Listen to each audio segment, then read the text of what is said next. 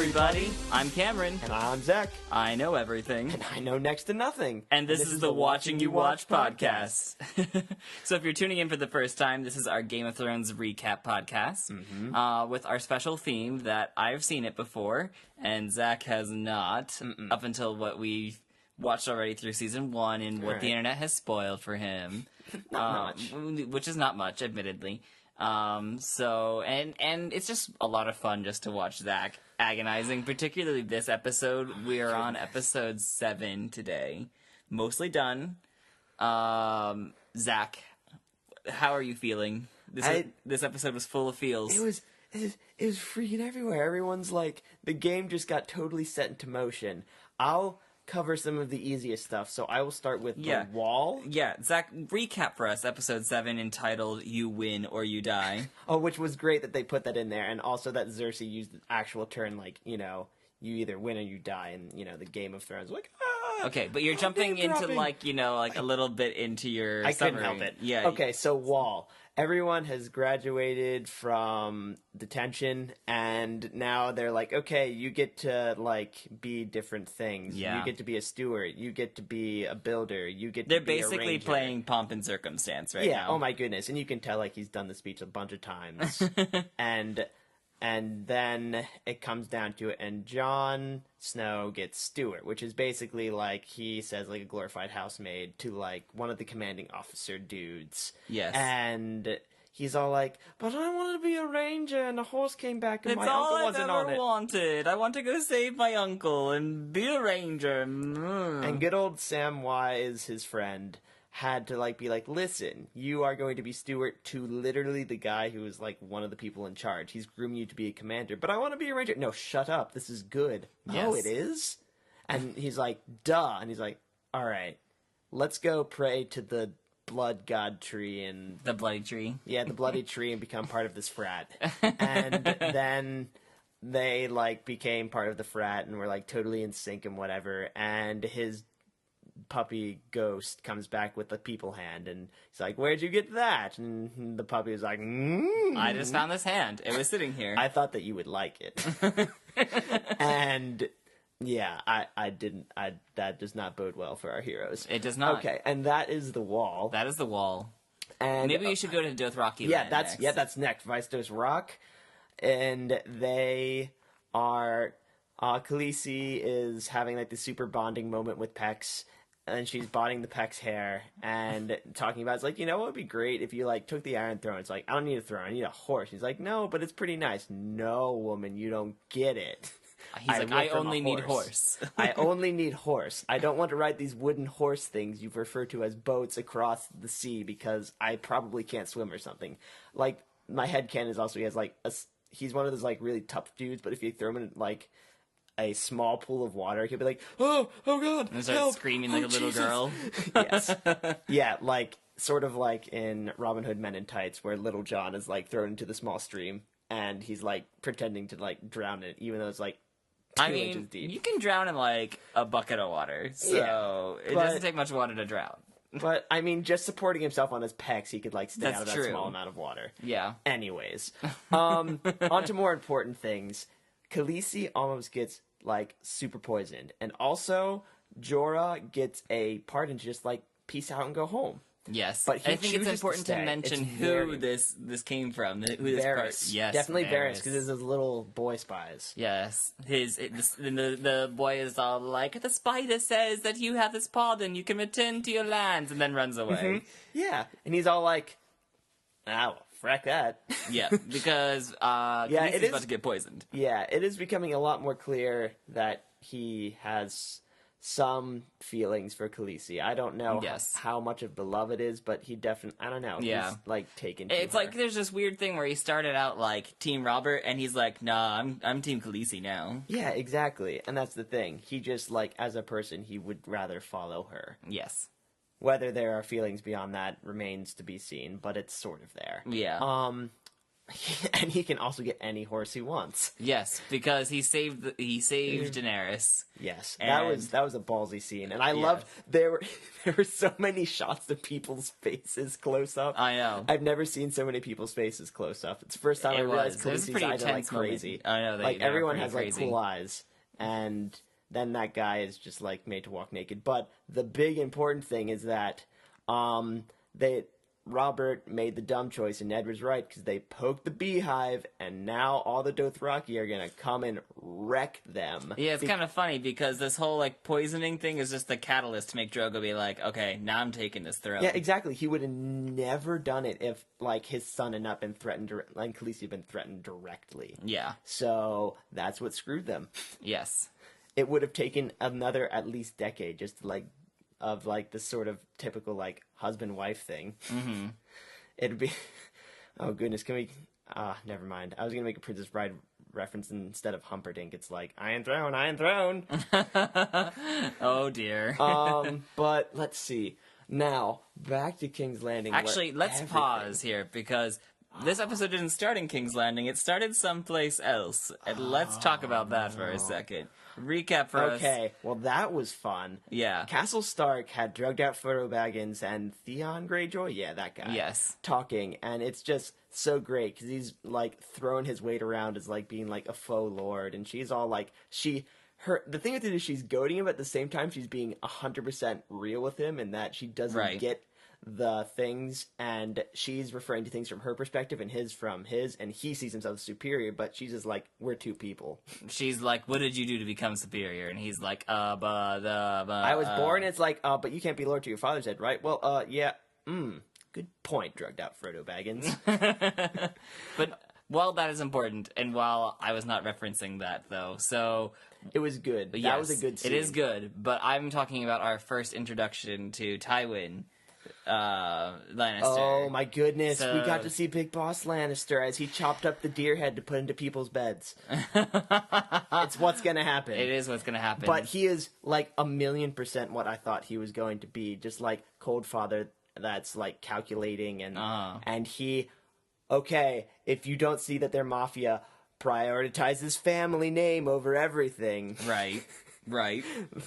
But yeah, and he had this like real heart to heart with Jaime about, like, you know, you have all the talent and the skills and you've been given this position and yet you don't take the king. Like, what are you doing? It's not about you and your life or like your children's life or people after that. It's about our name and how we live on through history, and you are not like seizing our place in history right now. Yeah, you're just a glorified guard right now. Exactly. And that's not moving us anywhere. To two kings, a mad king and a drunk. Yes, a mad king and a drunk.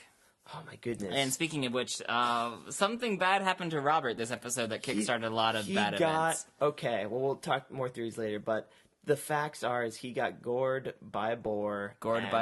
And he is the dead. He dies, and he leaves the realm with Ned as Lord Protector and all this business. And while this is going on, Ned is like trying to be super honorable and like, okay, we're going to do this the right way. We're going to wait for him to be 100% dead.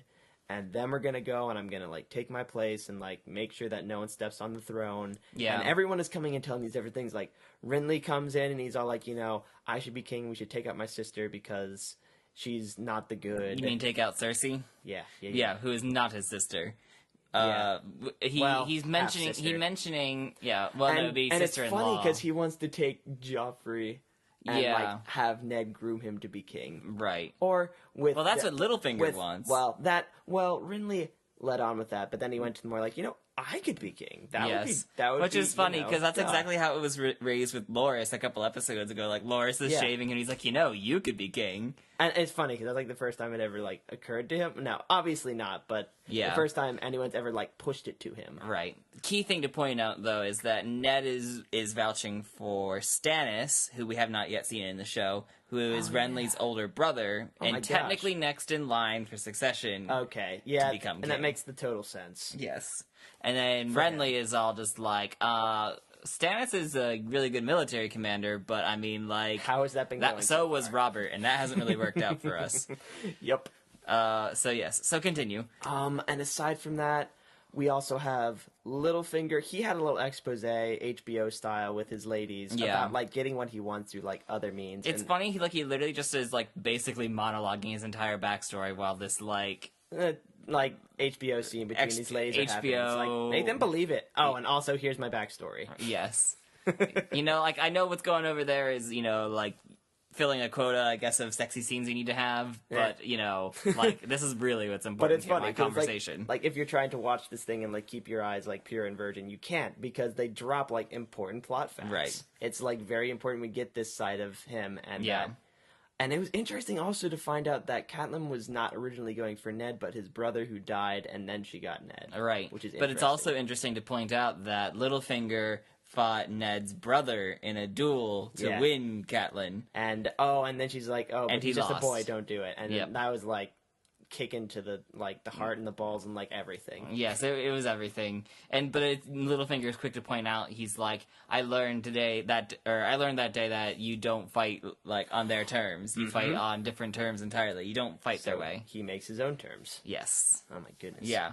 And so there's just this like whole like bombardment on Ned of all these things. He also has that scene with Cersei where he basically tells her, it's like, listen, I'm going to like let it fly that Stannis should be the next rightful heir because Joffrey is you're in Jaime's child, and honor. And she's like, listen, honey, you either win or die in this game. You're probably gonna die because you're Sean Bean. And he's like, what? And she's like, never mind, I have things to not plot. Wink. Basically. Which leads us to the smash ending we have. Oh, my lands. So explain what happened there. So Ned rolls in there thinking that Littlefinger's got his back with all the, like, golden... He basically buying out the King's Guard. Yeah, and he's like, okay, like, this makes sense. The town guard should be able to stand up and, like, stand for this and all this. And he goes in there and he hands older Lannister to Bannister, Bala... Who are you talking about? I don't know. He hands... you mean the knight? Yeah. That's Sir Barristan. Okay, yeah, that guy. Sir Barista reads That's out so the thing. Awesome. He reads it and is like, you are a straight shooter. You always give my espresso to me correctly. And he's like, yo, Joffrey's not supposed to be the king. So he's like, yeah, he is. And he's like, no. And he's like, well, look at this. And then she just rips up the paper. Like, and nope. Joffrey's like, am I king now, Mommy? And she's like, yes. Yeah, now kill everyone. And Ned's all like, we don't want this to go to this. Guards, take them to their quarters. And then Cersei, like, does the head movements to Varys. And Varys are like, oh, not Varys, to Littlefinger. Littlefinger's like, meh. And it's funny because you don't see Varys in all of this. I feel like he just, like, slipped away. He's like, oh, so this is how it's going to go down. I'm out. Yes. I would actually, like, want to watch that a lot more closely to see if, like, he just, like, pretended to go into the room and then he just, like, closed the door and waited Well, there. you did see him right beside, like, Ned for a little bit there. So I want to know what, like, happened to him. Well, but that's, like, a moot point. But the whole idea is, like, the episode ends with, like, all of his guards getting killed, and then Ned has a knife to his throat, and Littlefinger brings back, like, you know, when I first met you, I told you not to trust me, and then we have, like, fade to black, and I'm like, Sean Bean, don't you, Sean Bean! And then there we go. It's there. You can tell just by how fast Zach is talking that he was very excited and has lots of feelings about this episode. It's not okay. So I want to dive right into it and get right to the heart of what's going on in this episode. So first off, you've already hinted to it a little bit, but with your feelings about Tywin. But this is your first time you've seen him. Give me your impressions. He is on exactly what I thought he would be. He is cold to his children. There is no love in their family. He just wants an ends to a means. It doesn't, and he knows his son's the thing to get it. It's more like his son is a tool that's not working correctly, but since that tool is a living being, he has to, like, coax it to do the thing that he considers right. And I also think that it's great that he's just, like, going about his business and, like, lecturing his son. Like, it's no thing. Like, he didn't take the time to even, like, look at him during half of this conversation. He sat there and, like... carved up that deer. Yeah, and carved up a deer. And is like, you know, this is what needs to happen. You should get on it. I can't let you run your life, but I will judge you for every last single thing you do. And I will exploit your daddy issues. And Jamie's like, and are you going to say witty quip? Yeah. Go ahead, say it. Nothing. I love you, Dad. Crickets. Oh, good one.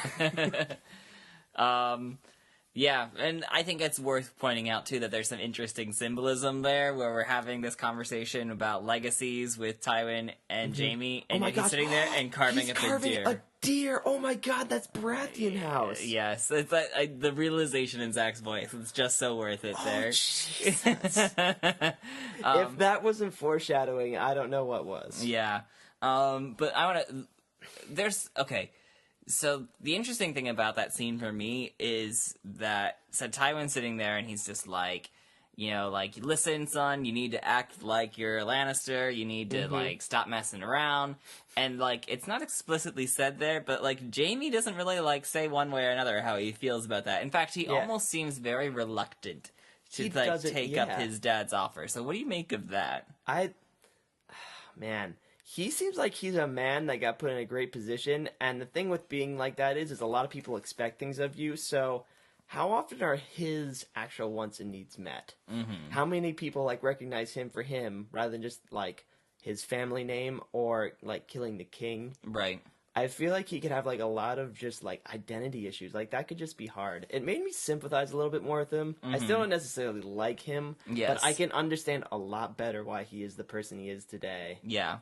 I think it's going to be a thing that you're going to see as the show moves on more, is how, I think it's going to muddle things up a little bit, because when we start, we're definitely very, pro-Starks, and we really want to see how the Starks, the Starks are moral and upright, and you really want to see them succeed.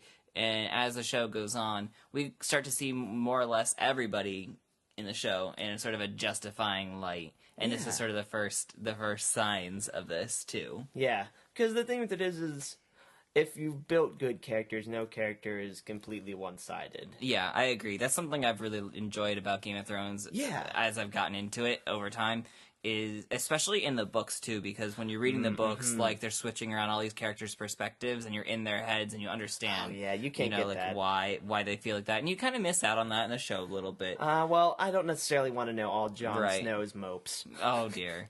But I think there's some great acting in this that really draws you into it, I sat there watching that scene with Tywin and Jaime, and I'm just sitting there so wrapped up in it, because Jaime's not saying anything, and yet by not saying anything, he's saying so much about his character, there, and then just all the mannerisms Tywin has, it's very bizarre, and just oh my goodness, dysfunctional really, families really all great around to watch for everyone. But I kind of want to compare and contrast two things that keep coming up, particularly in this episode. Okay. So you have that scene where Tywin's basically the legacy of our family is everything. We're going to die, but our legacy is going to live on. That's what's important. Mm-hmm. And then you contrast that with, the whole thing that Theon and her name hasn't... I don't think her name's been mentioned yet in the show, but her name is drugged out Frodo Baggins. Let's be real. Her name is Asha. Oh, or Osha, sorry. Asha. This is confusing because oh my goodness. Theon has a sister in the book whose name is Asha. Oh. And they changed it for the show because that's Asha and Osha were too similar. So it's Osha is the name of that woman there. I know. I'm sorry. Now I'm just going to think of health violations and now I'm getting a picture with the construction hat. But anyway, so they're having this conversation in Winterfell about how, you did nothing to earn that name. It's your legacy, but you did nothing to earn it. And I think it's sort of interesting because even on the wall, they talk about that too. Everything you do on the wall, you get and you earn for yourself. And these are two paradigms that seem to exist in the world there that a lot of people seem to bring up as equally important. So my question is, based off of what you've seen so far, which one do you think is the more functional paradigm? What's the way that which one is the way the world actually works here? Are names important? Names and legacies more important, or are deeds and actions, regardless of name and legacy? So far, we've seen more names because the names have the advantage, and the people who use the names right tend to be able to win. Not that there is not merit to the things that everyone else is doing. I find more merit to the you earn what you get kind of thing, because that would literally have solved all this mess that is Yes. happening now. Because this mess is a soup of, like, names and power being dropped due to these names. Yeah. So the game is really being run And by yet, names. Daenerys is sort of like runs in the face of that, because yes, she has yeah. the right name, but that name doesn't mean anything in Westeros anymore. And if it doesn't mean anything in Westeros, it means maybe even less in Essos, where she is right now. And yet she's building herself up from the ground Yes. there, and she's sort of flying in the face of that. But think about the climate that she's in. That's a place where everything is earned through merit. Everything over there is. If she were to try and do the same thing in Westeros, we probably need to see her name. She'd probably just be an off-screen death. Possibly. Possibly. Yeah, it's almost like, I mean, the name that she has, the Targaryen name, is sort of like the kickoff point. Well, and think about it. That's probably the whole reason why she even got to meet Drogo and all that. It really is. Because they pulled family connections. That's the only reason why she's there in the first place, because, I mean, we're thinking back all the way to episode 1, she's sold to the Dothraki so that Viserys can get an army. And, Exactly. That didn't work out that way. Yeah. But I mean, it's funny because even though like all her successes like after that were hers, it would not have started if not for her family name. That's true. It is very true. Unfortunately. Yeah. Now, whether or not that paradigm remains throughout the rest of the show, we'll have to wait and see. Yeah. But I think it's, definitely in season 1, there's these powerful names that you're seeing, and yet this episode sort of hinged around people who kind of weren't maybe the most powerful in terms of name and legacy, namely Littlefinger. Littlefinger kind of showed his true colors today a little bit. Exactly. The thing with it is they have so much more sway, and that was even seen from like the first few episodes, like where they're running the council and like how the kingdom goes. But it's funny because Varys and he are just so very. They know exactly what they're doing. And they only swing their weight when they know they are going to be in the exact right spot. And yet, it wasn't Varys who sort of tipped his hand and said, sorry, I've been working with the Lannisters the whole time. It was Littlefinger. Gosh dang who did. And yet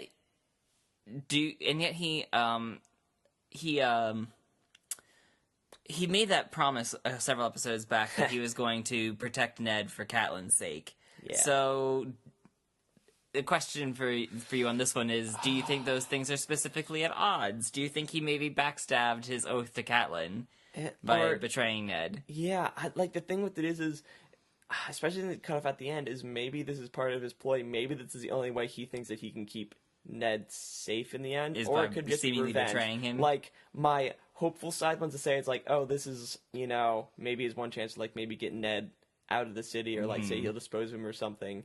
Very super hopeful. Or it could just be it's like oh no, the Lannisters turned on me, your husband's dead. I'm sorry, Catelyn, cry into my arms. Maybe. So I mean that's like the obvious choice, but I'm hoping for the sort of he's working an angle within an angle within an angle.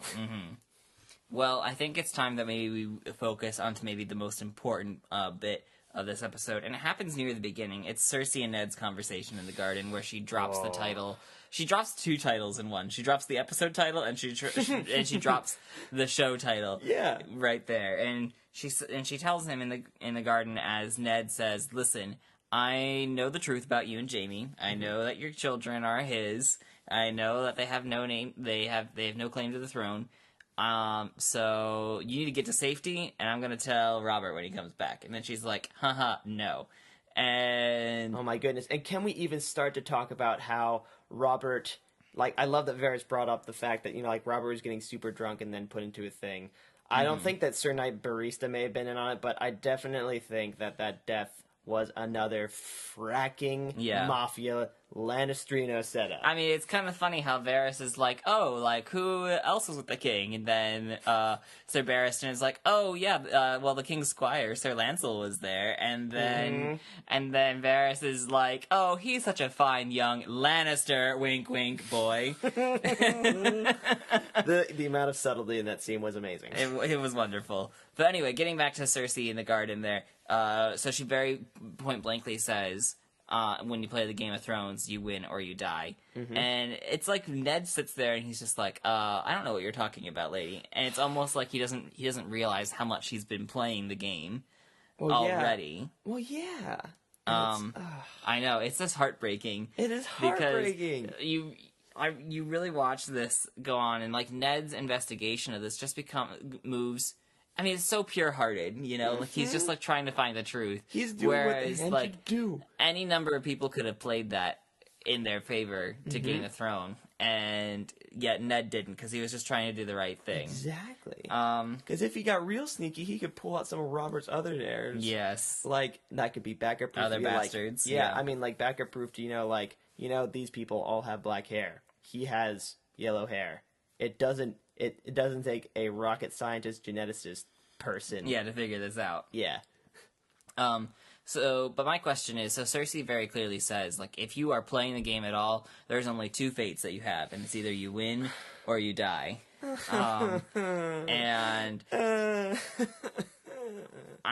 So as a fun little exercise here, let's talk about characters in the show right now, and if you have to sort them into a category right now as they are, where do you think they fall?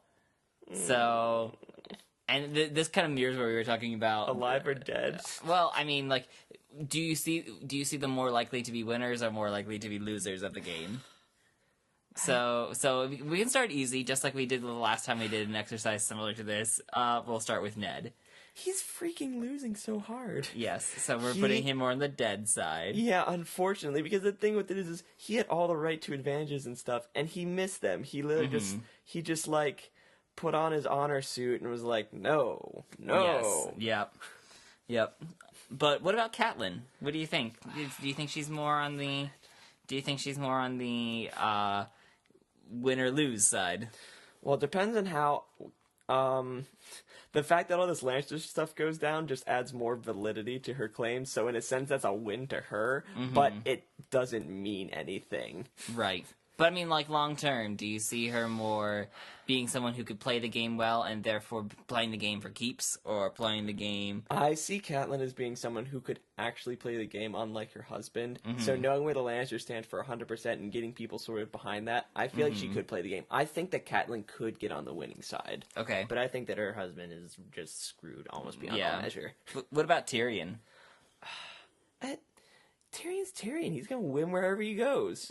All he does is win no matter what. Which is funny. I feel like, even though you say that, I feel like his wins are just like barely eking out a win when he's just about to lose. Yeah. Like every time you've seen him. Well, the thing with it is he's used to being the underdog, and he uses that to his advantage. Yeah. Every time. Right. Okay. And it's funny because he knows, even his father mentioned that he's an asset in that, he's part of the family, and anyone that goes down in the family is like a smirch on their name. So even though I'm sure Tyrion already said he hates his father, he knows that he can use him just because he's a Lannister. That's true. I think it's pretty obvious where Cersei maybe falls on that spectrum right now, at least. Yeah. And maybe even Tywin to a greater extent, since we kind of see him in this episode. But what about some other characters like Renly? Oh boy! Do you think he can play the game, or do you think he cannot play the game? No, not in the way that he would die, but I think that when Lannisters took, he's where he's gonna be. There's no way to move, and that's part of the reason why. Oh, that should have been the biggest freaking death flag to Ned that he just ran. I mean, Renly hightailed it out of there, which might say something about how smart he actually is. Exactly, because he knew that it would be only a matter of time. Getting out might have... No, it wasn't. It might have. It was one of the smartest choices that was made. What about Varys? See, the thing with it is he plays so far back from everyone, no one can pin him for anything. And most of the time he can just do it you told me to do that, and it makes sense to do this. He always seems to have some sort of logic or some sort of quip or some sort of dirt on someone that would keep anyone from ever messing with him. We've already called him he is still the total wild card because all sides use Varys. Oh, I know. And Varys uses all sides. It's crazy because So, like, when Ned shows up, he's very friendly with Ned, you know? And yet he's also, like, buddy-buddy with the Lannisters when they're having conversations with him. Exactly. And then, yet he's also sort of outing, like, the Lannisters' dirt to other people.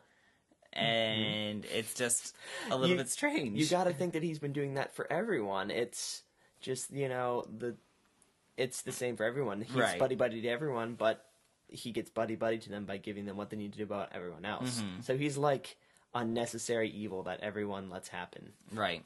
What about Daenerys? I think it's a key thing to state here. If Daenerys... I mean, Daenerys is in an entirely different battlefield, But still, with what she's in right now. I think that she is winning, especially by keeping Jorah, especially since Jorah still stayed in her camp, and now that she's, like, getting actually what she wants and, like, making the... all of the riders and band together. I mean, that is a supreme win for her, like, and even for their society. But she didn't exactly, like, do it of her own accord. Like, it just sort of happened. It was just sort of circumstance that lined that up. Exactly, but she played it. She did play well it well. Enough. The thing is, that's one of the first time I think she's actually had to play the game, and she did all right through her connections. You see, it's weird too, because you sit there and kind of wonder, like, what would she have done if the attempted assassination didn't happen? What would she have done to convince Drogo that this is what they need to do? Exactly, and she didn't have another game. She seized the opportunity basically just by doing nothing too. She just let that situation ride. Well, I also feel as if she knew that that's what's going to happen. So maybe her not saying anything is the best way she could have played the game. Because the thing is that if she had told Drogo, it's like, they tried to kill me, you should go get them. It wouldn't have been his decision. I feel like he would have been slightly more hesitant, but it would have happened. Or he would have done it some other way, Right. The fact that she let him come to it by himself was maybe the smarter thing she did, and I think that to a certain degree she realized that. All right, well, I have one last question before we get into our weekly wrap-up questions. We've been talking... Well, okay, it's been talked about a little bit in some of the episodes we've been watching, but Stannis has been coming up more and more. Yeah. And Ned is very dead set on making Stannis the new king just because by right, that's how that should work. I mean, he's next in line for succession because all of Robert's kids are bastards. So Stannis is next in line. And Renly is quick to point out, Stannis might not be the best guy for this job. Exactly. So, just like we did for Tywin before Tywin popped up in the show, I want to know what your impressions are of Stannis. Like, what kind of person do you think Stannis is? They have painted him to be, like, the perfect soldier, so I feel like he is off doing, like, in any kingdom, especially when it's as big as they are, there's, like, border skirmishes, so I feel like he's doing that, because much like his brother, he probably just loves the act of bloodshed.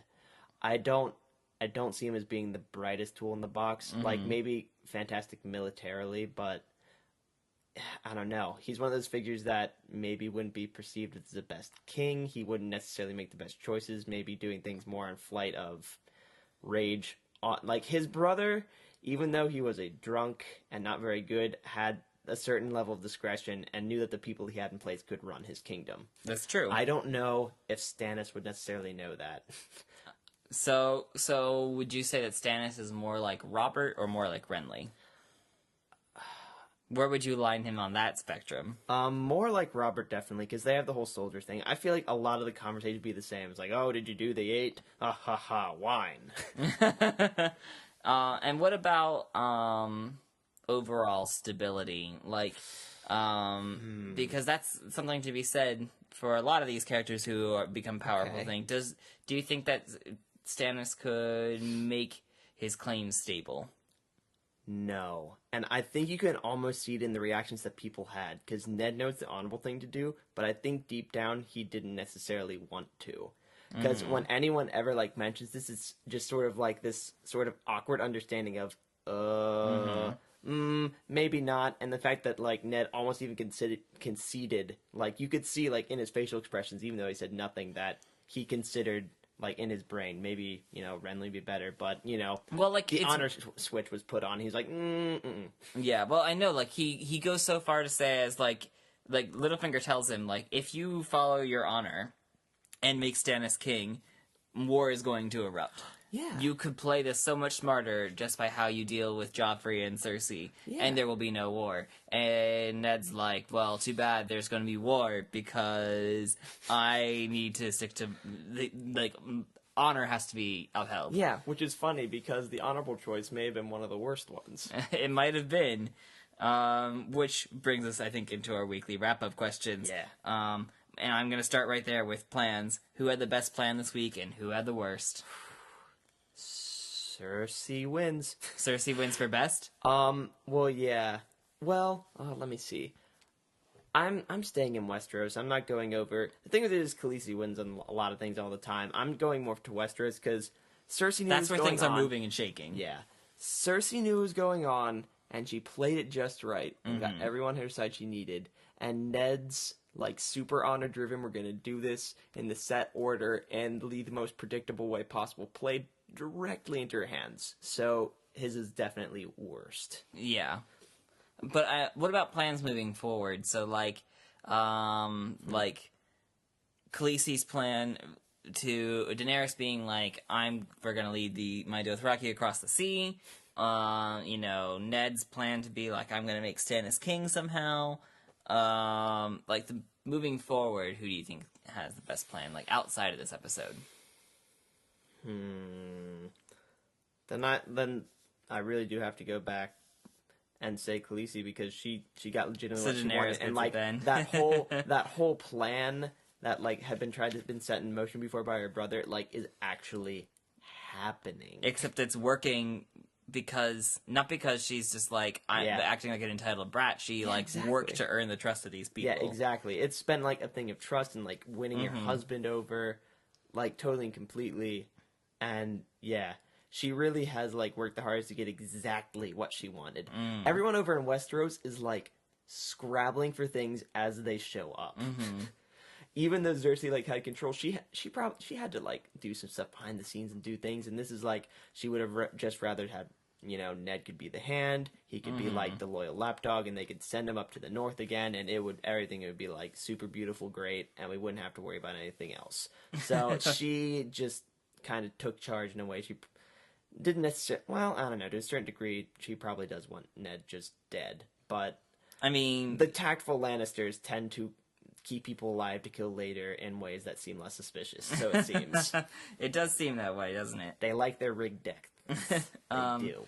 Let's talk about Stark of the Week, which is going to be a difficult question since really Ned. only Ned. Well, Jon Snow was there too. If you want to consider him a part of the Stark gang, No, so you could give not him Jon Stark of Snow. the Week. No, he was dumb and he was a brat this week.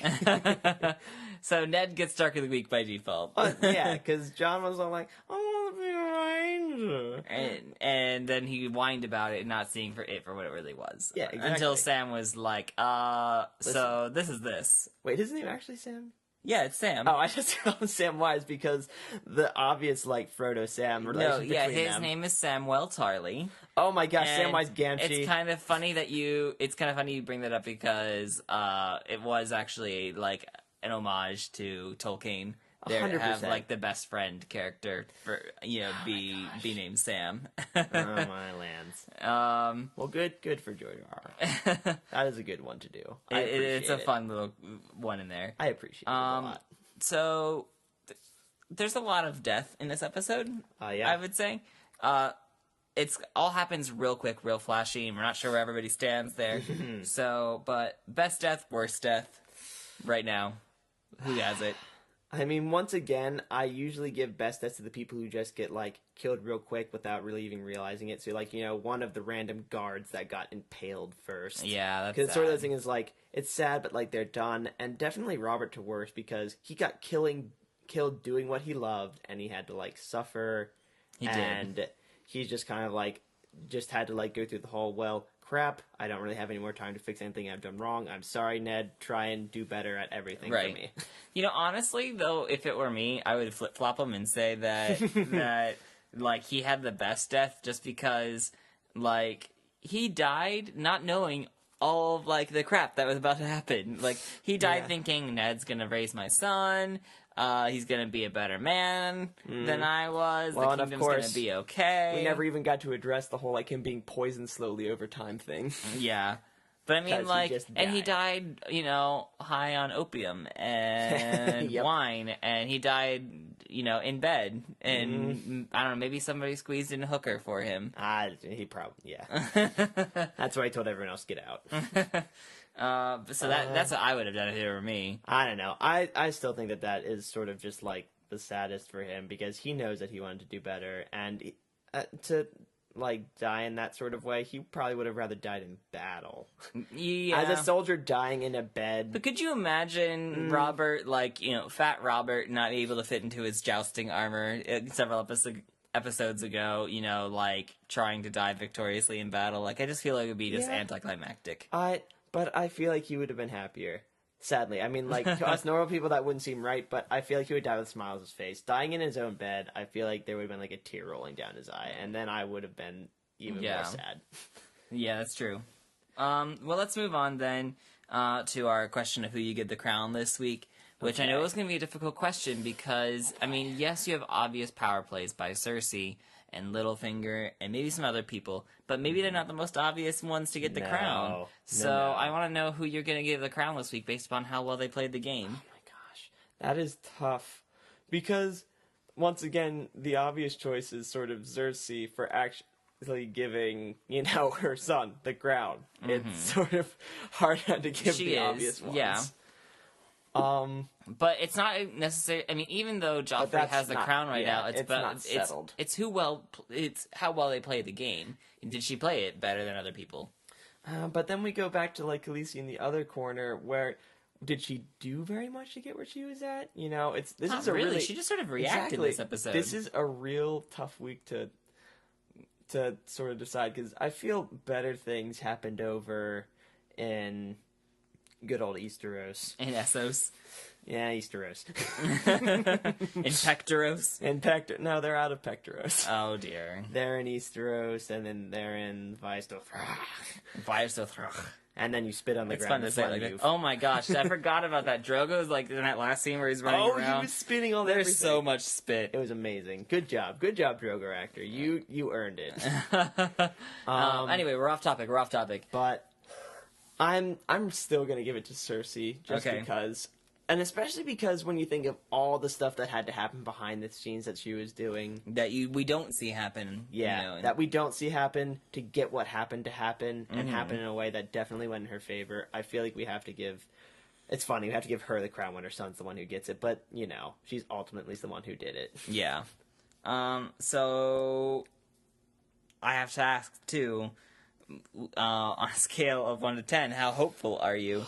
I know it's kind of hard to have hope after the ending and not knowing where things are going to go. The thing with it is since he didn't get killed at the end of the episode, I'm a lot more hopeful than I probably should be. I'm 75% hopeful for that, freak Littlefinger, like, keeps true to his word to Catelyn thing. Yeah, so, but, I mean, out of 10, like, are you saying 7.5 out of 10 is where you're... 7.5. I'm pretty sure that's more hopeful than you were at episode 1. You were at a 7 in episode 1. I know, but this is a 7.5. Oh, dear. Because... Oh, don't say that. I can't take it back. You can't take it back. I think, I'll just let you cling on to this sliver of hope while you can. What, like, the first 5 seconds of the next episode is like... Ned's throat gets slit. Well, dang it. You had to make us wait a week for that. You've got, we got 8, 9, and 10 left. So you got 3 episodes left. 3 episodes of throat slitting. I'm just, we're just gonna see what happens, okay? So, as always, Zach, it has been a pleasure watching you watch this, particularly this episode. I can't even describe...